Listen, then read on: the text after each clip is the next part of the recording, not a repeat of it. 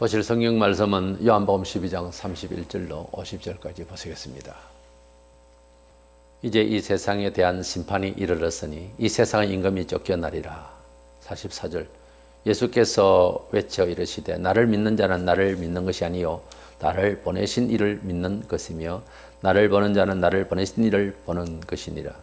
나는 빛으로 세상에 왔나니 물은 나를 믿는 자로 어두움에 거하지 않게 하려 함이로라. 48절 나를 저버리고 내 말을 받지 아니하는 자는 심판할 리가 있으니 곧 내가 한 그 말이 마지막 날에 그를 심판하리라. 50절 나는 그의 명령이 영생인 줄 아노라. 그러므로 내가 이르는 것은 내 아버지께서 내게 말씀하신 그대로니라 하시니라. 아멘. 우리 사람의 육안을 가지고서 모든 그 사물을 보게 되는데 갑자기 무슨 큰 충격이 있을 시에는 눈을 뜨고도 앞이 캄캄하게 아무것도 보이지를 않을 때가 있습니다. 그런 경험이 대부분 다 한 번씩은 있었을 것입니다. 그래서 우리말에 눈앞이 캄캄하더라. 이것은 시적인 표현이 아니고 실질적으로 경험에 의한 말이죠. 그래서 우리 사람이 가지고 있는 눈은 육안도 있고 영안도 있는데 일상적인 마음을 가지고 살면 육안이 보이지만은 큰 충격이 오면은 눈을 뜨고도 보이지 않습니다. 그리고 길을 가도 발을 제대로 움직일 수가 없는 지경이 올 수가 있죠. 더듬거리면서 정신이 없습니다. 그렇기 때문에 육안도 매우 중요하지만 마음의 눈이 더 중요합니다. 이래서 그 말을 다르게 해석하면 우리 마음의 눈이 밝고 그런 충격이 없고 은혜로우면 육안도 밝다는 이야기입니다. 그것이 사실이기도 합니다. 많이 밝아지면 마음이 꼭 심리적인 효과는 아니라도 육안도 좋아질 수 있어요. 마음이 어둡고 안 좋은 상황이 되고 이러면은 눈이 가는 수가 있습니다. 그렇잖아요. 그래서 우리 예수님을 만나면 우리 예수님을 우리 마음속에 사모하게 되면 놀라운 현상이 일어납니다. 예수님은 자신을 믿는 자는 빛 가운데 거하는 자로 말씀하셨어요. 왜냐하면 예수님께서는 한 역사적 보통 인물이 아니고 하나님의 아들로 오신 분으로서 우리에게 우리의 어두운 영혼을 밝혀 우리를 보게 하시려고 오셨다. 이렇게 말씀하고 있습니다. 때문에 예수님을 믿는 사람은 마음의 눈이 열려야 합니다. 그 말은 구체적으로 시대 파악을 진리 안에서 제대로 할 수 있어야 된다. 이런 뜻도 됩니다. 자기를 관리하는 것, 이웃과의 관계의식, 또 시대 역사의식 이런 것이 예수 안에서 정확하게 밝혀볼 수 있도록 해야 됩니다. 그래서 좀 빛의 강도의 차이가 있겠습니다만 어쨌든 예수님은 우리에게 생명의 빛으로 오셔서 우리에게 영안을 밝게 해주시는 분이시다 하는 점입니다. 그래서 빛에 거하는 자라는 주제로 말씀을 나누고자 합니다. 먼저 우리 예수님이 빛이시라고 했습니다. 우리 세상에서 세상을 좀 더 밝게 또는 과학적으로 잘 살 수 있도록 선구자적인 입장에서 일한 사람을 어떤 시대의 등불이다, 시대의 빛이다 이런 말을 또 행용을 할 수는 있습니다. 그러나 진정한 생명의 빛은 우리 예수님이십니다. 성경에 요한은 1장 4절 9절에 보면 예수님을 세상을 비추는 빛이라, 태양을 비추는, 태양이 이 세상에 보이는 가시적인 세상을 비춘다 그런 뜻이 아니고 마음의 눈이 어두운 이 지구촌의 삶의 모든 영역에 살고 있는 우리 사람의 영혼 세계에 빛이 되신다고 합니다. 여러 종교에 대해서 자기 교준을 높이기 위해서 그런 소리도 합니다만은 진정한 생명의 빛은 저 세상과 이 세상을 바로 소통시켜서 설명할 수 있는 사람 아니면 그건 빛이 아니죠. 우리는 눈이 어두워서 저 세상 모릅니다. 모르면 없다 그래요. 사람이 살아가면서 일상의 정보에도 모르면 그런 게 어디 있어. 그 무식한 소리. 모르면 없다 하면 안 되죠. 어떤 사람이 있다라고 할 때 1000명 중에 한 사람이라도 무엇이 있다라고 할 때는 그냥 넘길 수가 없는 이야기예요. 없는 것을 있다라고 할 때는 근데 대다수가 아니다 하면 그게 또 진리가 돼가지고 민중이, 군중이 아주 옳은 것 같아도 그렇지 않습니다. 예수를 비판하고 고소할 때에 결국은 예수님이 돌아가시게 됐는데 군중이 일어나가지고 그렇게 되어버렸어요. 군중의 말이 천심일까요? 민심이 천심입니까? 그렇게 통하지 않습니다. 원래 군중 속에서는 참된 진리가 없어요. 그냥 분란을 일으키고 합세해서 흥분을 한 것 뿐이지 주로 정치인들이 그걸 이용을 하는데 종교도 마찬가지입니다. 요한일서 1장 5절에 하나님은 빛이시라. 그렇게 예수님이 빛이시고 하나님이 빛이시고, 사도행전 2장 3절, 히브리 6장 4절에 보면 성령님을 빛에 비유하고 계십니다. 성삼위 하나님은 빛에 비유된다는 말씀이죠. 시편 119편 105절 이하에 다 보면 말씀을 빛에 비유하고 있습니다. 하나님의 진리가 빛이라고. 요한일서 2장 10절에는 사랑을 빛에 비유하고 있습니다. 우리가 사랑을 하면 마음이 밝아져서 빛에 거한다 하는 뜻입니다. 물론 그 사랑은 아가페 사랑을 말해요. 세속적인 자기 본성을 채우기 위한 그런 사랑은 오히려 삶의 질을 어둡게 할 수 있어요. 하나님의 사랑을 하면 빛이 우리 마음속에 비춰진다. 그렇기 때문에 그리스도의 사랑을 하는 것은 일반적인 자기 좋아서 하는 그런 사랑하고는 많이 틀리고, 참사랑, 아가페 사랑, 하나님의 참된 사랑을 하면요 참으로 희생이 필요합니다. 세속적인 그런 자기 욕구를 채우는 그 사랑이 아니라도 부모님이 자식을 사랑할 때 희생으로 그렇게 감각적으로도 별로 안 느낍니다. 그 각오와 그 느낌이 차이가 있죠. 남하고 내 자식하고는. 어쨌든 사랑은 마음을 밝게 하고 빛을 준다 하는 뜻으로 사랑을 빛에 비유하고 있습니다. 지식이 풍요한 이 시대에도 세상은 여전히 사람의 가는 길에 대해서 밝혀보려고 과학을 하고 철학을 하지만 여전히 어두운 상태에 있습니다. 점점 어두워져 있습니다. 왜 그럴까? 심리학자와 철학가들과 여러 그 역사학자들이 분석을 하고 하겠지만 성경은 단적으로 말해서 어두움의 신, 지옥의 신, 마귀가 이 세상을 처음부터 지배하고 있다. 사람이 타락하고 난 뒤부터 공중근세자 번제가 이 세상을 지배하고 있다고 성경은 말하고 있습니다. 이것을 신비주의라 말하면 안 되고요. 성경에는 마귀로 표현되는, 한자로 마귀로 표현되는 사탄은 히브리어인데 하나님을 대적한다는 뜻입니다. 이는 하나님의 빛 가운데 있다가, 생명의 빛 가운데 있다가 추락을 해서 버림을 받아서 어두움의 신이 되어서 지옥의 권세자로서 되어서 그는 영원히 지옥 가야 할 사람들을 이제 기다리고 있는, 그래서 이 세상을 악과 타락과 패배와 그리고 사망으로 이끌고 있는 그런 신입니다. 그 밑에 물론 졸개들이 있죠. 그것이 바로 귀신들입니다. 우리 예수님께서 이 세상에 이러한 사탄의 영을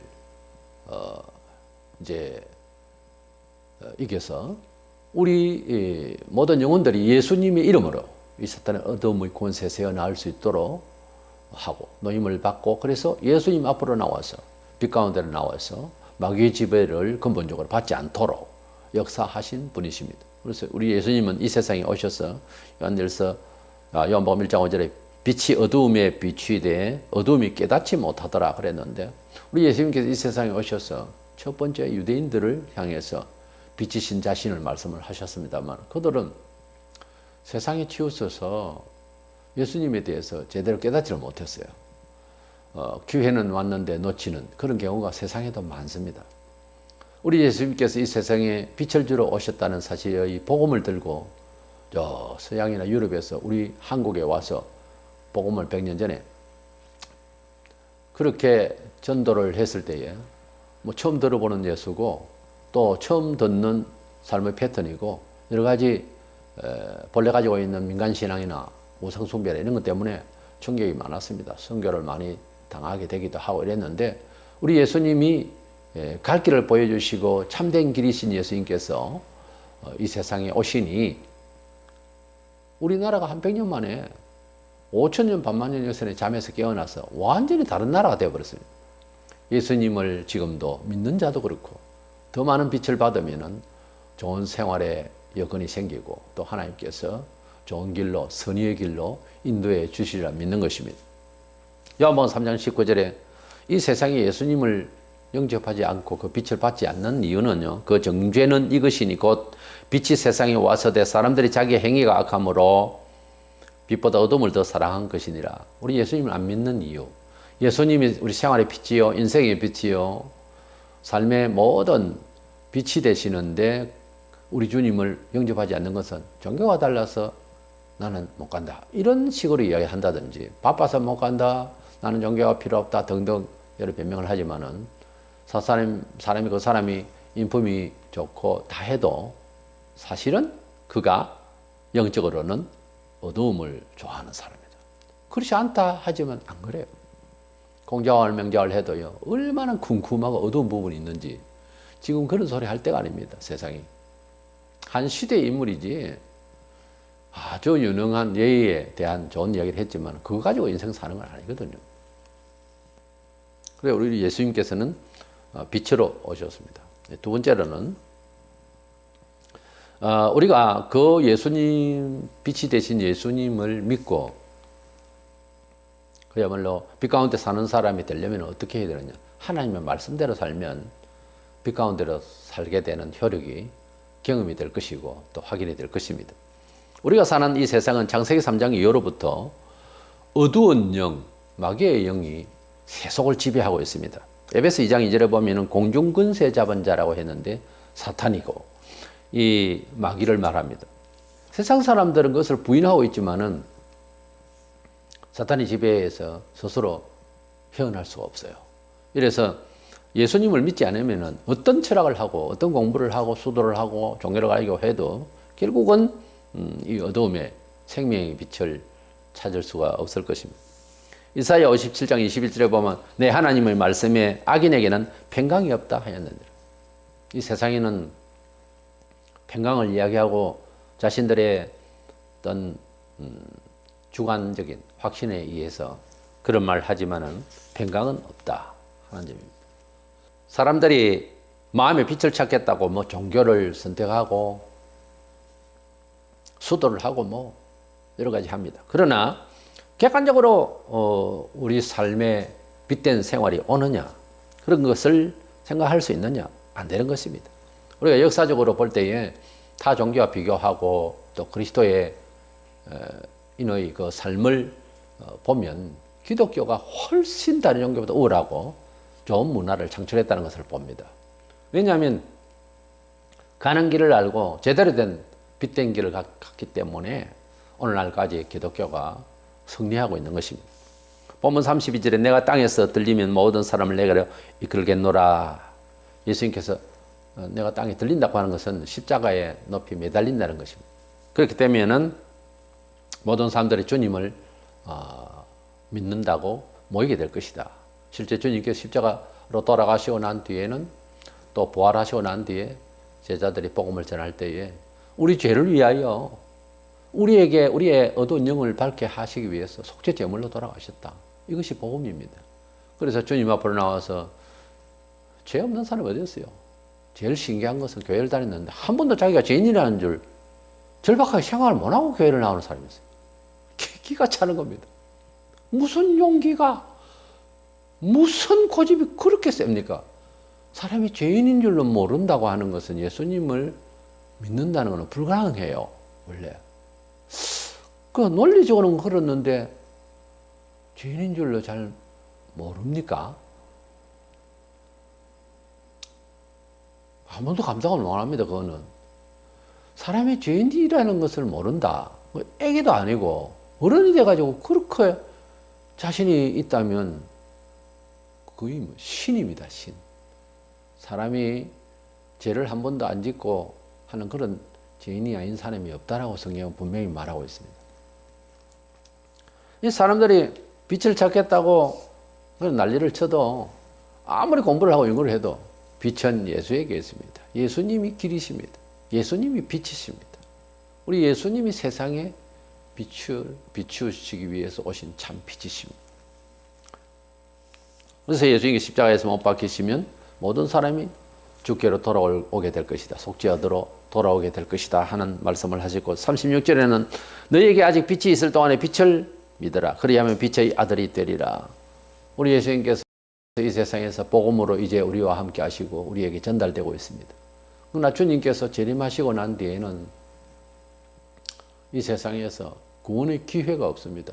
물론 여기에서 종말론적인 신학에 있어서 천년기술이라는 게 있어요. 예수님께서 오셔서 천년 동안 이 세상 지배하시다가 영원한 심판으로 다시 간다라고 저는 믿고 있고 그것을 천년기술에서 전천년설기라고 하는 데에 기인한 내용인데요.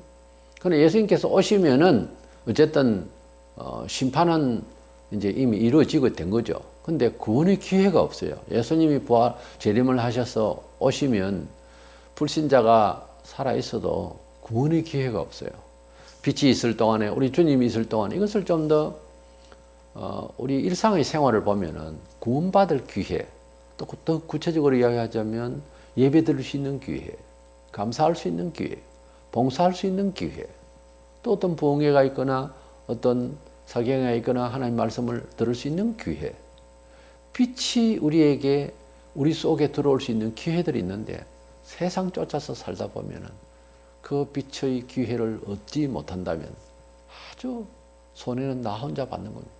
우리 주님께서 유대인들에게 직접으로 말씀하시고 빛으로 말씀을 하실 때에 그때 좋은 기회였는데 그들이 주님을 몰라라 하고 그리고 그들은 예수님을 배반하고 배역하고 그래서 십자가에 못 박도록 했습니다.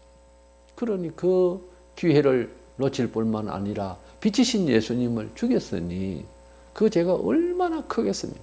사회윤리적인 죄 1000번 만번보다 더한 겁니다. 성자를 죽였고 성자 예수님이 우리 죄를 위하여 십자가에 돌아가시기까지 한 이 엄청난 사건은 물론 예수님께서 우리를 위하여서 대속하러 오셨지만 직접 죽이게 되는 당사자들은 하나님 살아야 하지만 벌을 안 받겠어요.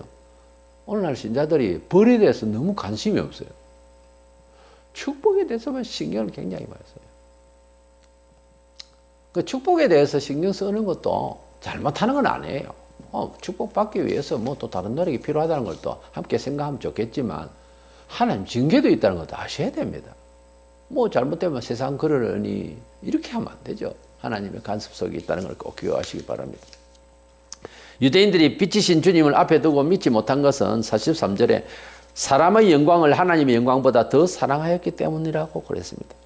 오늘날까지 2000년 동안 기독교 역사 속에서 많은 신학들이 나왔는데 그중에서 소위 자유주의 신학, 참된 신앙을 위한 신학을 반박하는 소위 세속적인 자유주의 인간적인 신학이 얼마나 많이 일어났는지 모릅니다.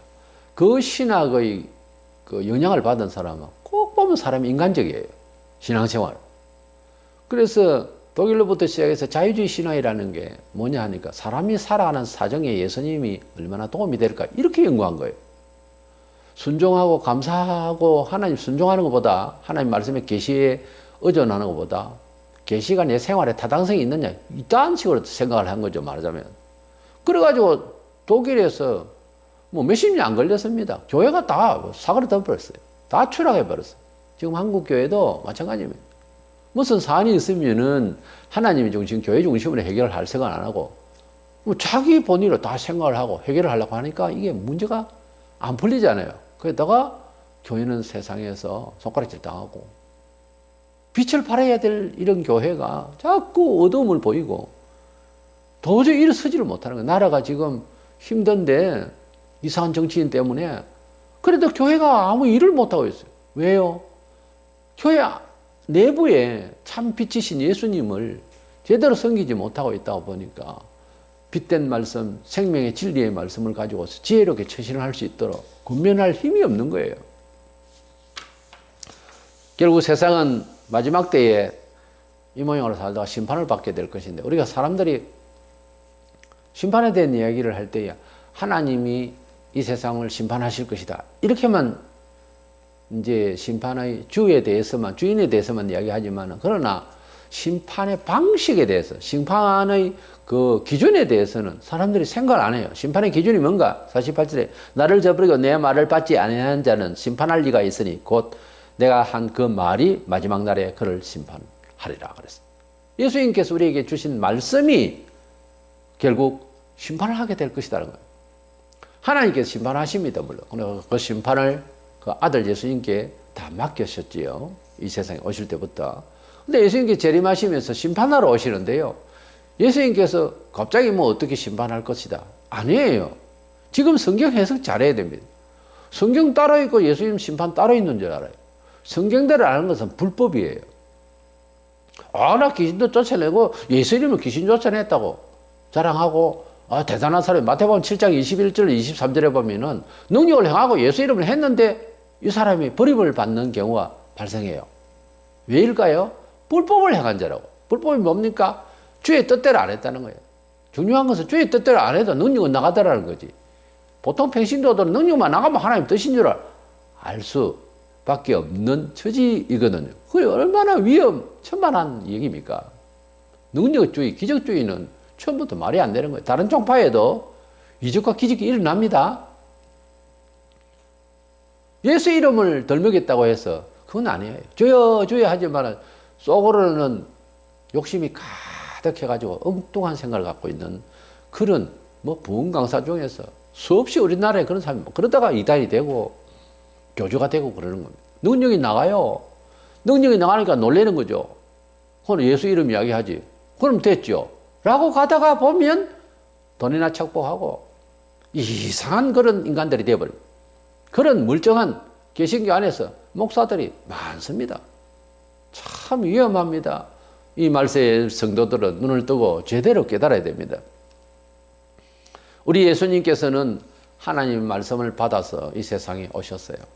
그리고 예수님께서 3년 동안 제자들에게 또 사람들에게 말씀을 전거하실 때에 예수님이 임의로 하신 말씀이 하나도 없고 아버지께서 주시는 말씀을 대언하셨다 이렇게 보면 됩니다. 때문에 목사나 우리 성도들이 전도를 하거나 설교를 할 때에도 인간적인 생각을 가지고서 말을 하면 안 되는 거예요.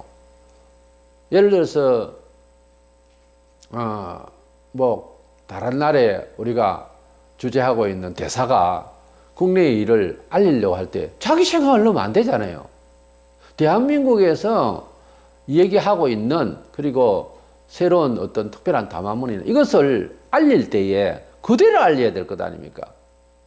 그런데 가령 동네 의장이 이제 시에서 주는 혹은 국가에서 국가 원수가 이제 국가 전체를 위해서 어떤 담화를 발표했다. 그걸 동네 의장이 제 생각에는 말이죠. 이 말씀이 말이죠. 이렇고 저렇고 이렇게 할 수 있습니까? 그런데 하나님이 하신 말씀이 한나라 대통령의 말도 아닙니다. 하나님의 말씀이 가라사대 이래놓고 내 생각에는요 이렇게 하면 어떻게 됩니까? 뒤지려고 환장한 놈이죠. 말을 그렇게 하면 안 되거든. 모르면 모른다 해야 돼요.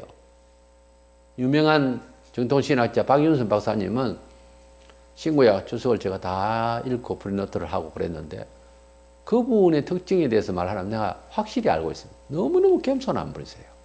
기도하시는 분이고 겸손한 분이신데 주석에 여러 군데서 잘 모르겠다 하는 말씀을 해요.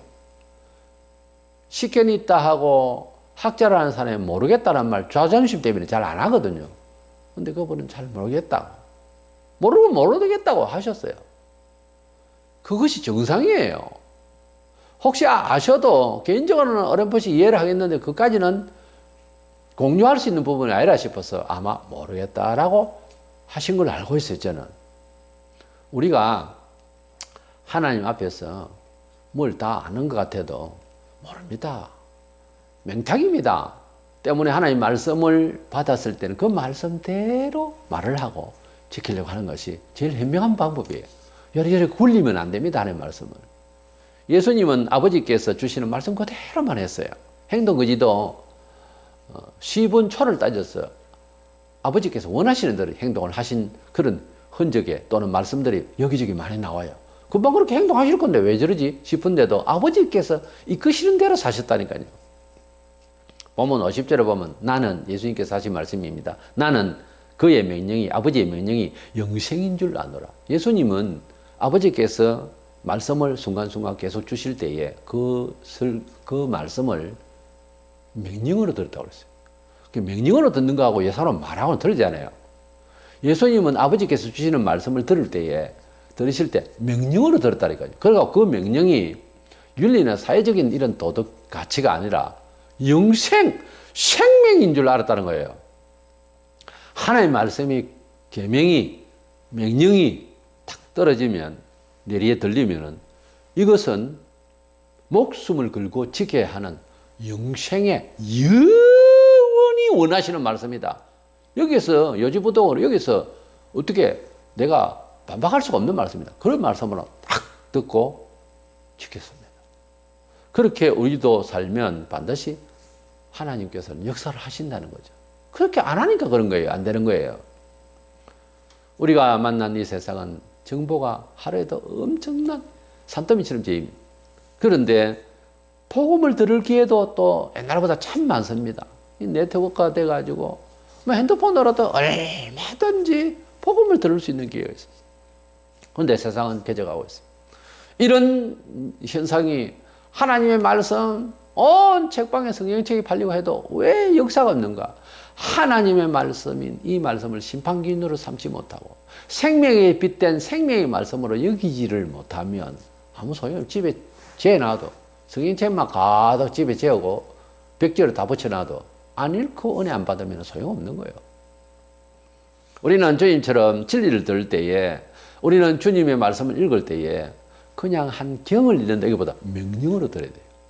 어떻게 해요? 나는 종이고 주인이 말씀하시는 명령으로, 하나님은 대장이시고 나는 졸개로서 신병훈련소에서 명령으로 들어요. 명령으로 들어야 됩니다. 전사시에는 상관의 명령을 불복종하면 총살이에요. 법이. 하나님의 말씀을 명령으로 듣는 태도가 어떻게 되겠어요? 다리를 척 걸치고 쭉 누워서 이렇게 성경파가 되겠습니까? 자세를 발휘해가지고 경건하게 해서 하나님의 말씀을 엎드려서 듣는 이런 마음으로 받아야 되는 거예요. 그리고 이 말씀을 받았을 때는 여기기를 영원히 그 효력을 발생하는 영생의 말씀을 들어야 된다는 거죠. 그렇게 되면은 분명히 좋은 일이 있습니다. 우리 예수님께서는 이 세상에 오신 것은 어두움 속에 있는 마귀의 영에서 우리를 빼내시고 빛에 거하도록 하시기 위해서 하셨습니다. 우리 예수님께서는 오신 것은 다른 일이 아니에요. 우리를 생명의 빛으로 인도하시기 위해서, 생명의 빛을 비추시기 위해서 오셨습니다. 그 빛된 예수께서는 성천하시고 우리에게 남기신 것이 특수한 계신 성경이라는 게 있습니다. 이 선물을 통해서 또 계속해서 빛된 삶을 우리가 영위할 수 있도록 허락하셨습니다. 때문에 성경과 친하고 성경 말씀을 들을 때는 절대적인 명령으로 생각해서 이 말씀을 우리가 영생의 가치로 생각을 하고 이 말씀을 하나님의 명령으로 알고 잘 따라가면 우리 생활에, 우리 삶에 영광의 빛이 임해서 앞날이 보이며 미래가 희망으로 가득 차며 믿어지며 신뢰하며 하나님 나라에 갈 때까지 영안이 열려서 환해서 하나님 나라에 갈 때까지 우리 마음의 눈이 열려서 이 세상을 승리할 줄로 믿습니다.